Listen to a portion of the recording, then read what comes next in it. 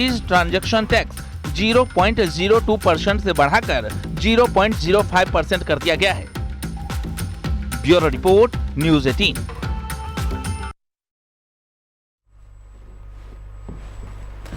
और बजट पेश होने के बाद में प्रधानमंत्री मोदी ने इसे ऐतिहासिक बजट बताया है।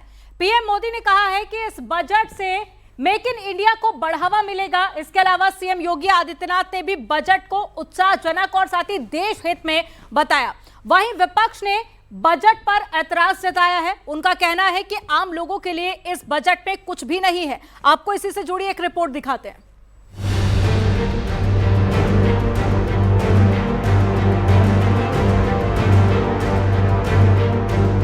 प्रधानमंत्री नरेंद्र मोदी ने आम बजट को विकसित भारत के लक्ष्य को पूरा करने वाला बजट बताया है। पीएम मोदी ने कहा कि 9वीं बार बजट पेश कर वित्त मंत्री निर्मला जी ने रिकॉर्ड बनाया है। ये बजट ऐतिहासिक है जो आम लोगों को फायदा देने वाला है। एक ऐसा यूनिक बजट है जिसमें फिस्कल डेफिसिट कम करने, इन्फ्लेशन कंट्रोल करने पर फोकस है और इसके साथ ही बजट में हाई कैपेक्स और हाई ग्रोथ का भी समन्वय है। पीएम मोदी ने कहा कि इस बजट से मेक इन इंडिया को बढ़ावा मिलेगा। साथियों, इस बजट में मेक इन इंडिया और आत्मनिर्भर भारत अभियान को नई रफ्तार के लिए महत्वाकांक्षी रोड मैप प्रस्तुत किया गया है। सीएम योगी ने भी बजट को उत्साहजनक और देश हित में बताया। बजट में यूपी को मिली सौगात के लिए केंद्र सरकार का धन्यवाद भी दिया।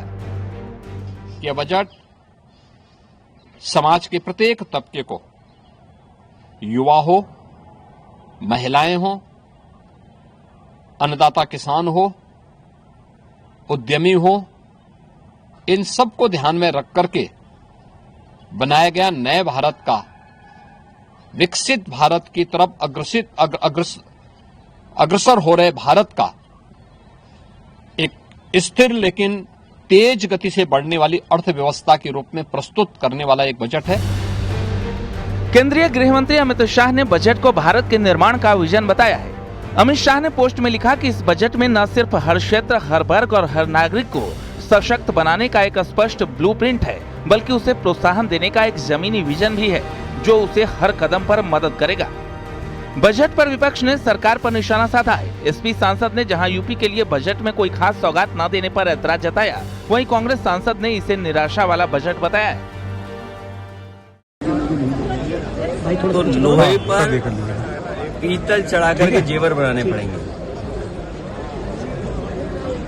और ये बजट गरीब के समझ के बाहर है। जो बुनियादी चीजें हैं, शिक्षा, स्वास्थ्य और शिक्षा का हालत ये है कि बिना शिक्षा के हम विकसित भारत कैसे बनाएंगे। मैं इतना कह सकता हूं कि 9 बजट उन्होंने प्रस्तुत किए, ये सबसे घटिया बजट है। कहीं उत्साह नहीं। अगर आप चेहरे देखें भारतीय जनता पार्टी के सांसदों के उतर गए, मंत्रियों के उतर गए कि आखिर इस बजट को लेकर हम जनता के बीच कैसे जाएंगे। कुल मिलाकर देश को तबाह बर्बाद करने वाला बजट। बीजेपी से राज्यसभा सांसद दिनेश शर्मा ने कहा कि ये बजट विकसित भारत की यात्रा को पूरा करने वाला है। ये सिर्फ सुधार नहीं, अर्थव्यवस्था का एक्सरे है। इससे ऐतिहासिक ही नहीं बल्कि दूरगामी स्थायित्व प्रदान करने वाला और 21 साल की जो हमारी विकसित भारत की यात्रा है, उस यात्रा को पूरा करने वाला ये बजट है।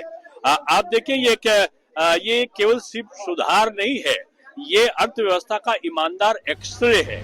वहीं केंद्रीय मंत्री ने भी इस बजट की तारीफ की। माननीय प्रधानमंत्री जी को, माननीय वित्त मंत्री जी को जिस तरह से आज के बजट में देश के सर्वांगीण विकास के लिए और एक विकसित भारत के लिए मजबूत नींव बनाने का जो काम किया है, इसके लिए मैं धन्यवाद देना चाहूंगा।